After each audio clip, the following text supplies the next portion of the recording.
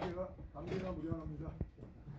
제가 2년 전에 시작을 해서 이제 6개월 만에 또 오게 됐어요. 근데 제가 할 때보다 훨씬 더 발전하셨고, 역시 예상했던 대로 우리 최유석 장로님, 신미구 목사님이 정말 능력이 있으셔서 그전보다 훨씬 더 발전된 모습으로 이렇게 예비역 기독교인회가 번창하는 걸 보게 돼서 너무나 기쁩니다.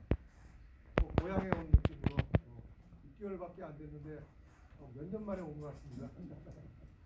네, 두세 사람이 예수 그리스도 이름으로 모이면 그리스도께서 함께 하신다고 했습니다. 두세 사람이 그냥 모이면 꼭 정치 이야기가 있습니다. 그런데 두세 사람이 함께 모이면 또 통계가 있습니다.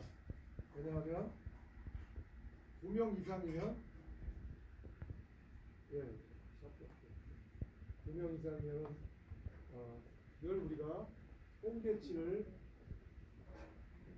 수정할 수 있기 때문이죠. 통계에 대해서는 제가 벌써 15년 전에 이제 공부를 학위를 마치고 강의를 미국 학교와 한국 학교에서 한 10여 년 강의를 했었는데요.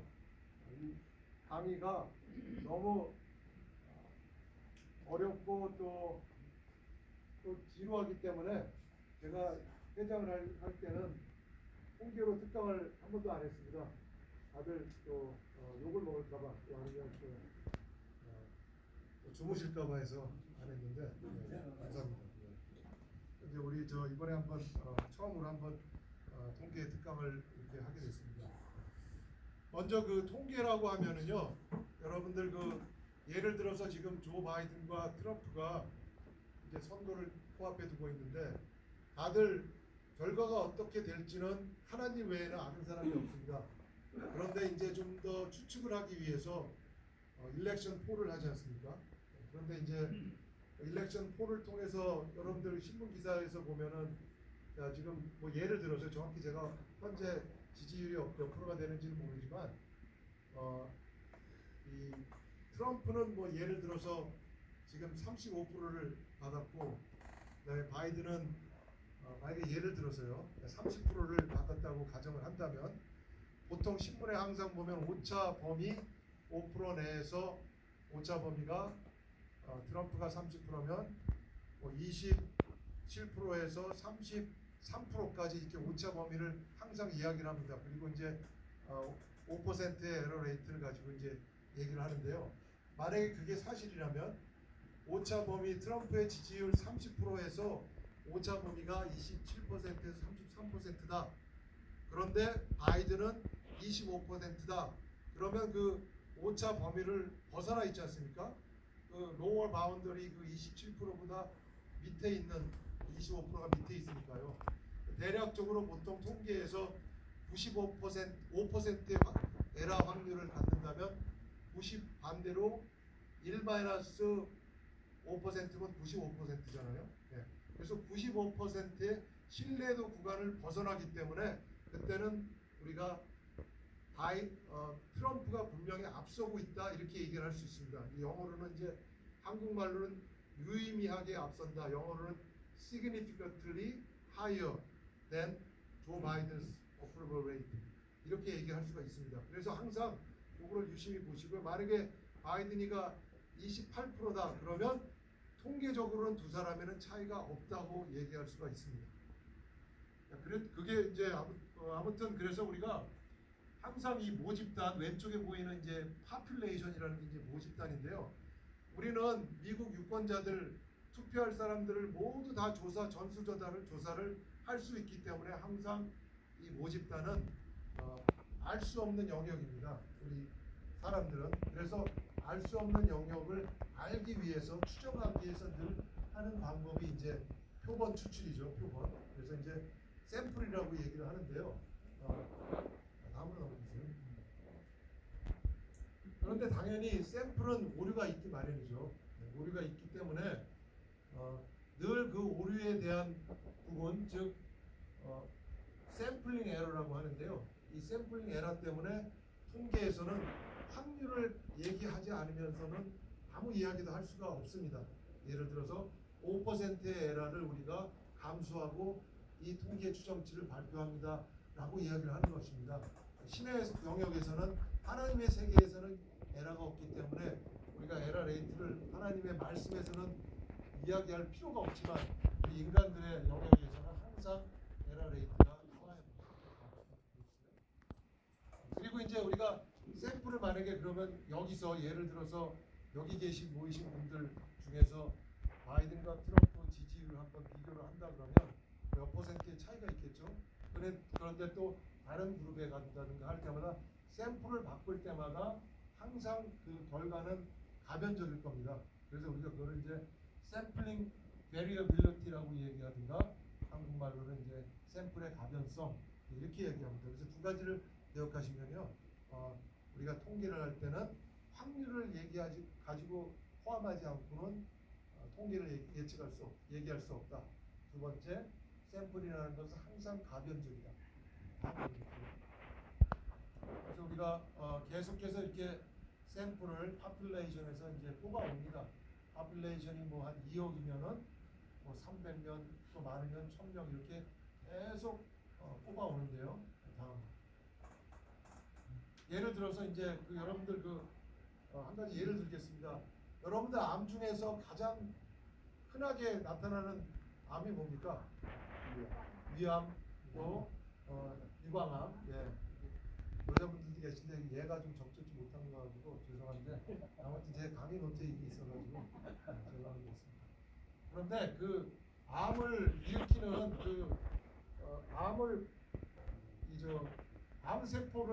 암세포는 이제 정상세포가 변이가 돼서 암세포가 되잖아요. 그런데 정상세포가 변이되지 않도록 막아주는 유전자가 이제 브라카라는 유전자가 있습니다. BRCK라는 어디 보여요? BRCA라는 브라카라는 유전자가 있는데요. 여기에 만약에 변이가 발생하면 암을 발생할 수 있도록 그냥 방치되는 것입니다.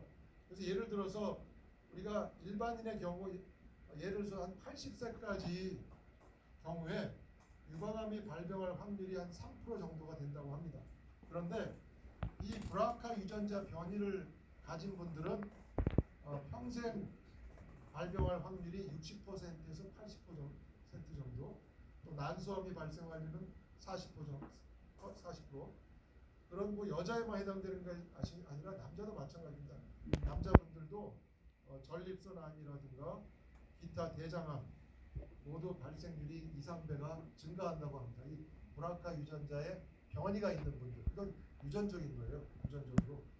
그래서 이 브라카 유전자 변이가 있는 분들은 약 1000명 중에 1명꼴이랍니다. 그래서 0.1% 정도 이하로 드물게 나타나는데요. 가족 중에 이 유방암이라든가 또 이런 난소암이라든가 이런 가족력, 근데 이제 뭐 실례지만 아무튼 유방암이 한쪽 말고 양쪽이 다 발생하는 경우에 이 브라카 유전자를 가질 확률이 브라카 유전자 변이가 있을 확률이 훨씬 높겠죠. 그래서 그걸 한번 또 통계로 한번 샘플로 한번 찾아보았습니다. 연구를 한번 해보았습니다. 왜 그러냐면 넘겨주세요. 전 세계에 있는 모든 사람들 중에서 가족력이 있는 사람들을 다 모아서 그분들의 유전자를 조사한다는 건 불가능한 일이잖아요. 그래서 이 파퓰레이션은 늘 불가능한 영역입니다. 그래서 이제 샘플을 뽑았는데요. 넘겨주세요. 앞으로 좀 169명. 예. 169명의 샘플을 뽑아서 이분들의 유전자를 검사해 보았더니 169명 중에서 27명이 브라카 유전자 변이가 있다는 것을 발견했습니다. 다음 보세요. 이건 그냥 공식입니다. 그래서 클릭 한 번 더 해주시고 한 번 더. 예, 됐습니다. 한 번 더. 자, 이렇게 보시는 것처럼 지금 168명 중에서 지금 약 16.8%의 사람들이 브라카 유전자 변이가 있다는 것을 발견했습니다. 그러나 이것은 하나의 샘플의 수치에 불과하기 때문에 늘 이 오차 범위를 계산해야 되는 거죠. 아까 말씀드렸던 것처럼. 그래서 우리가 5%의 오차를 리스크를 감수하며 오차 범위 95%의 신뢰도를 계산을 해보니까 0.113에서 0.23, 즉 다시 말해서 우리는 유방암 가족력이 있는 여성에서 브라카 돌연변이가 발생할 확률이 11.3%에서 22.3% 사이라고 이야기할 수 있다가 아니라 꼭 95%의 확신을 가지고 이야기할 수 있다 라고 이제 이야기를 하겠습니다. 95%의 확신을 가진다는 이야기는 5%의 에러를 감수한다는 이야기겠죠. 그래서 이게 바로 이제 그 신뢰 구간이라는 것입니다. 그래서 우리가 신뢰 구간을 95%로 할지 99%로 할지 아니면 90%로 할지는 연구자의 마음이겠죠. 그러나 이제 우리가 신뢰 구간을 더 넓게 잡다 보면 더 많은 그 정확도가 좀 떨어지고요. 신뢰 구간을 90%나 더 작게 잡다 보면 범위는 줄어드는 대신에 더 정확성이 올라갈 수 있다는 장점이 있습니다. 그래서 이게 이제 95%고요. 이게 벨 모양처럼 생겼잖아요. 그래서 이제 그걸 노멀 디스트리뷰션이라고 합니다. 그래서 노멀 디스트리뷰션 혹시 들어보신 이 모양을 보신 적 있으신 분 한번 손 들어보시겠습니까? 학교에서. 그래서 이거는 이제 아주 좌우 대칭이 돼서 항상 그 통계에서는 이 디스트리뷰션을 많이 사용을 합니다. 그래서 이제 결국은 여기서 이야기하는 것은 뭐냐면요. 우리는 실제 몇 %의 사람들이 그 브라카 유전 변이가 가족력이 있는 사람 중에서 있는지는 정확한 수치는 모르지만 우리가 볼 때는 분명히 요 안에 있다. 95%의 확신을 가지고 요 안에 있다. 다시 말해서 우리가 샘플을 100개를 뽑아낸다면 그 중에 95개의 샘플은 이 신뢰 구간에서 그 실질적으로 모르지만 실제 퍼센테이지를 포함하고 있을 것이다. 이런 뜻입니다. 좀 이해가 되시나요? 아니면 제가 완전히 당나라습니다. 이해가 됩니다. 감사합니다. 그래서 이번에는 다시 그쪽으로 돌아가시고요. 조금 더 한 가지 좀 짧게 여러분들 더 현실에 맞게 실험을 한번 해보겠습니다. 자, 그러면은 여러분들 김씨 있지 않습니까? 김씨. 우리 한국의 김씨가 제일 많은 성으로 알고 계시죠? 김씨가 한국인의 21.5%를 차지합니다. 이거 이제 전수조사를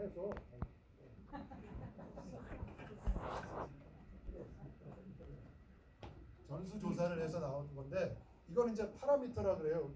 우리가 실제로 알고 있는 거예요. 실제 숫자를. 한국인의 21.5%가 김씨예요. 2위는 이씨, 박씨, 최씨, 정씨. 예. 최씨는 순위에 없습니다. 안 보여요. 어디 있는지. 예. 그래서 김이박, 최정강, 조 이 정도 순위입니다. 그런데 자, 김씨가 21.5%인데 우리 샘플이 얼마나 정확한지 한번 테스트를 해보겠습니다.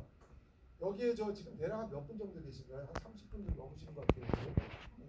30명 정도 가정해볼까요? 자, 여기서 김씨 한번 손 들어보시겠어요? 김씨? 생각보다 많구나. 하나, 둘. 그러니까 와이프 되시는 분은 남편 성 따라가지 마시고요. 자기 오리지널 성으로. 자, 한번 손 들어보세요. 하나, 둘, 셋, 넷.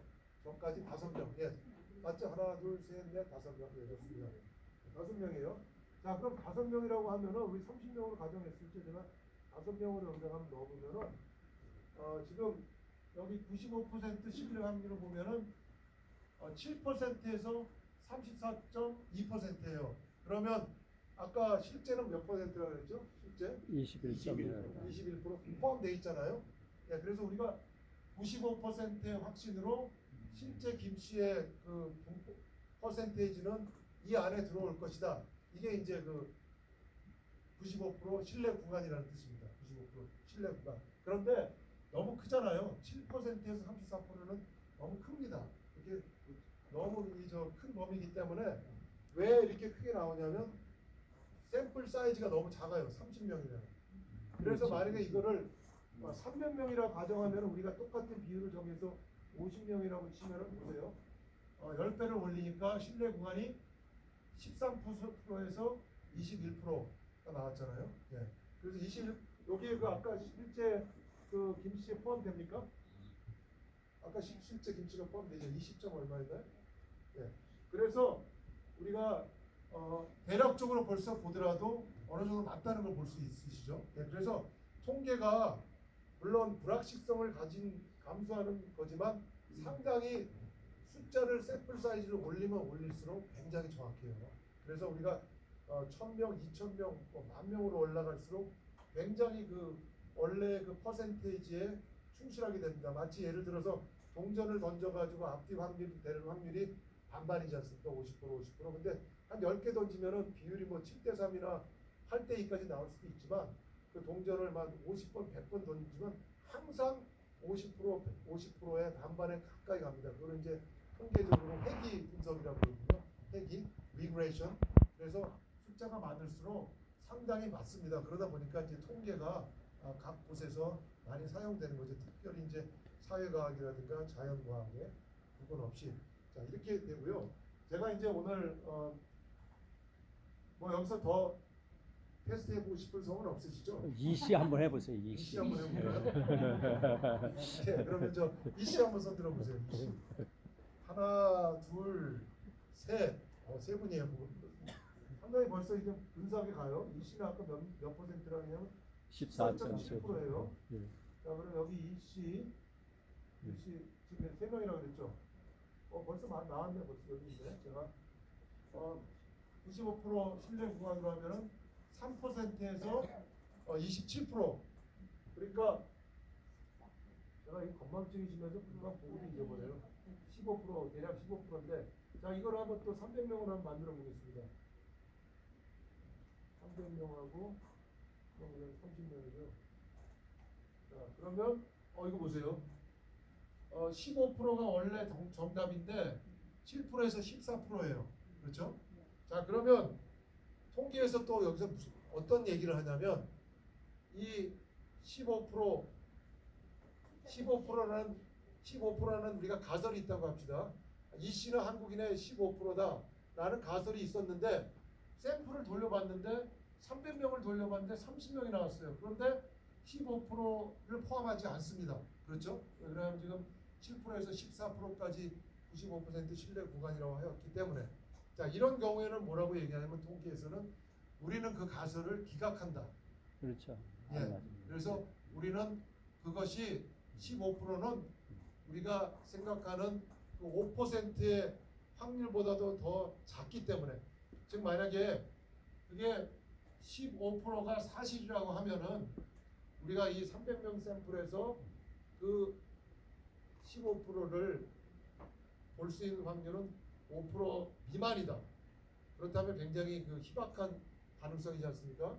예, 그래서 통계에서 가장 많이 쓰는 그 에러 퍼센테이지가 주로 5%입니다. 그래서 5%보다도 발생할 확률이 적다 그러면 우리는 이것을 대체로 기각을 합니다. 그러니까 발생 가능성이 아주 희박한 거기 때문에 기존의 가설을 기각한다고 이렇게 이야기를 합니다. 그런데 아무튼 이거는 뭐 우리가 모르겠습니다. 원래 그 한국에서 발표한 이 15%의 그 통계가 틀린 건지 아니면 우리가 이제 샘플링 에러인지 이 그 샘플의 에러인지는 우리가 더 돌려봐야 되는 거죠. 그래서 샘플을 하나만 가지고 우리가 확신을 하면 안 된다는 겁니다. 자, 그렇게 좋은 이 씨가 좋은 예가 됐고요. 마지막으로 제가 이제 드리고 싶은 이야기는 뭐냐면은 제가 잘 기억은 안 나는데 파스칼이나 데카르트가 옛날에 그 철학자들은 철학자면서 수학자면서 또 신학자였지 않습니까? 우리 목사님들 잘 아시지만 그런데 그분이 왜 우리가 예수님을 믿어야 되고 왜 천국이 실제인지를 일반인들도 이해하기 쉽게 수학적으로 주장을 하셨습니다. 자 예를 들어서 자 예수님은 왼쪽에 보시면은 예수님은 진짜이다, 예수님은 예수는 허구이다, 이런 두 가지 이론이 생각이 있다면요. 또 오른쪽에 그 열은 우리가 믿을 때는 어느 정도의 보상이 있고 믿지 않을 때는 어느 정도의 또 보상이 있느냐, 그거를 이제 그 테이블로 이렇게 만들었습니다. 자, 그래서 제가 믿는 분들은 100% 예수님은 진짜이고 예수님을 통하여만 구원을 얻는다고 이야기를 할 수 있겠지만, 안 믿는 사람들을 고려해서 100보, 아주 100보, 200보 양보해가지고, 자, 그렇다면 그분들에게, 이제 안 믿는 분들에게 설득하기 위해서 예수님이 진짜라는 확률이 불과 1%에 불과하다 라고 가정을 하고요. 1%가 아니라 1%라고 하면 되겠네. 1%로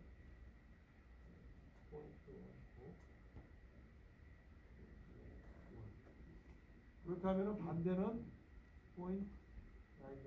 99%는 예수는 허구라고 100보 양보하고 이렇게 확률을 잡아 보겠습니다. 그런데 이제 한번 생각해 보세요. 우리가 예수님은 이제 진짜인 경우에, 노란색 첫 번째, 예수님은 진짜인 경우에, 예수님은 진짜인데 우리가 믿었어요. 그러면 그 보상은 뭡니까? 천국에서 무한한 평강과 기쁨을 무한하게 느낍니다. 그러면 그 보상은 무한대입니다. 무한대. 그런데 만약에 믿었는데 예수가 허구였다. 그러면 여러분들 만약에 지금 저희가 예수님 믿고 있는데 평생을 사시는데 만약에 나중에 죽고 보니까 아무것도 없더라. 그러면 사실 예수님 때문에 혹시 손해보신 거가 있으신가요? 예수님 믿는 것 때문에 손해보신 분. 물론 뭐 있으시겠죠. 순교하신 분들은 또 큰 손해보셨고, 또 사도 바울도 내가 예수가 없으면 나는 정말 천하의 불쌍한 자라고 했지 않습니까? 세상에 찢기처럼 살았으니까 더 잘 살 수 있는데도. 네. 그래서 만약에 그러면 그 손해를 달러로 환산한다면 얼마 정도면 충분하시겠어요? 100만 불 아니면 1 빌리언 달러? 네. 예를 들어서 그럼 한 1 빌리언 달러, 한 10억 불 정도 내가 손해봤다. 그거를 보상받기 위해서 예수님이 가짜인데 믿는 것 때문에 받은 손해를 10억 불로 한다면 마이너스, 지금 제가 이게 한 10억 불? 제가 볼 때 한 1 트릴리언 달러 손해보는 걸로 했어요. 자, 두 번째, 안 믿을 때, 파란색 두 번째, 안 믿었는데 예수님이 진짜예요. 그럼 이제 지옥에 가 있는 거잖아요. 그러면 뭡니까? 영원한 무한대의 손해를 보는 겁니다. 무한대의 손해. 그런데 안 믿었는데 역시 예수님은 없었어. 허구였어. 그러면 그래, 역시 안 믿길 잘했어. 내가 이 땅에서 안 믿었기 때문에 보상을 받았어. 그래서 뭐 그것도 역시 1 트릴리언 달러로 플러스로 가격을 매긴다 하더라도, 우리가 이제 계산을 할 때 기대값이라는 게 있습니다. 기대값은 이 확률 0.01 곱하기 보상 플러스 또 확률 예수는 허구였을 때 99% 곱하기 또 기대값, 또 빨간색, 그렇게 곱해서 더하면 기대값이 나옵니다. 믿을 때와 안 믿을 때의 기대값. 자, 그러면 그거는 이제 예수님이 진짜인지 예수는 허구인지를 다 포함했을 때 그 기대값을 보면 여러분들 보시는 것처럼 이 엑셀에서는 최대 한도가 무한대를 최대한 표현할 수 있는 거는 10의 99승입니다. 여기 보면은 2 플러스 99 있잖아요. 이게 10의 99승이 엑셀에서 표현할 수 있는 최대치입니다. 무한대. 그러나 실제는 무한대겠죠. 자, 보시는 것처럼 예수님이 진짜인지 허구인지를 모르고 일단 무조건 믿었을 때 기대값은 10의 97승입니다. 그런데 아무것도 모르고 또 안 믿었어요. 그럼 마이너스 10의 97승입니다. 그렇다면은 비교가 안 된다는 겁니다. 내가 천국이 진짜 있는지 없는지, 또 예수님이 진짜인지 아닌지 모르고 아직 모른다 하더라도 일단 믿을 때 그 보상은 거의 무한대라는 것을 생각한다면 왜 믿지 않겠느냐라고 이제 이야기하는 논리였습니다. 그래서 이제 수치적으로 이렇게 얘기하는데요. 저희가 주변에도 믿지 않으신 가족분들이나 친지들, 또 어떤 분들은 이제 예정론을 믿으시는 분들은 또 하나님께 맡긴다는 믿음으로 이렇게 전도 안 하시는 분들도 저희 주변에 있는 것도 미국 분들 뭐 많이 계시는 것 같은데요. 제가 생각할 때는 우리 사랑하는 가족들이 천국에서 다시 만날 뿐만이 아니라 그 무한대의 보상을 생각한다면 일단 믿으시라고 강력하게 권하고 또 그렇게 할 수 있도록 기도하는 저와 여러분들 모두 되시기를 주님의 이름으로 축원합니다. 아멘.